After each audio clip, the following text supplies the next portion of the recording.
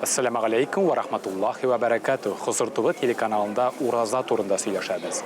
Həm Urazağa qağılışlı ən şeterikli məsələlərə Tatarstanımızın ən ilimli həzrətləri cavab verir.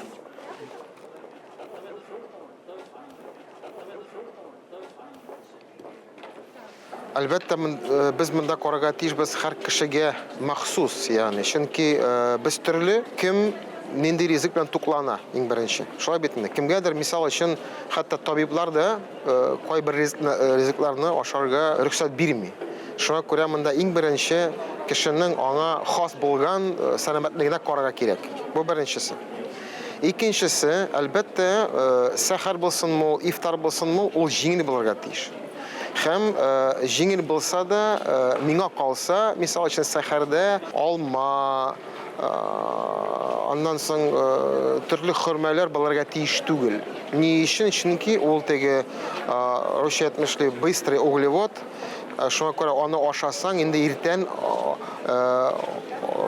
osh kela boshlaysan sen, tez.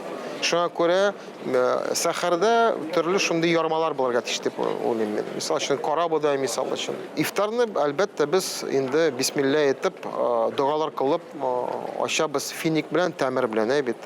Shunga ko'ra u endi payg'ambarimiz asosan bizga shulay o'rgatgan. Ham shunda da og'iz ochgach, suv ichgach, finik oshagach albatta biz birozdangina mana endi shu kechki oshga to'tinarmiz. Shunday bitdi. Birinchi iftor, ondan so'ng namoz, mana endi ustalda endi turli rizik bo'larga mumkin. Oshda qaynar osh bekda foydali bo'lar edi, kechki nasharga shunday bitdi. Itda bo'lsa bek yaxshi bo'lar edi, salat, yashilchalar ham boshqasi. Shunga ko'ra iftor u bir yoqdan to'qli bo'larga tegish, ammo lekin shu vaqtda da og'ir bo'larga tegish tugul, chunki hali bizni taravih namozi kutadi. Sizning için әлеге тапшырулар файдалы булган дип үмітләнеп калабыз. Һәм киләсе очрашуларга кадәр дип иншаллах сау булашабыз. Ассаламу алейкум ва рахматуллахи ва баракатух. Сау булыгыз.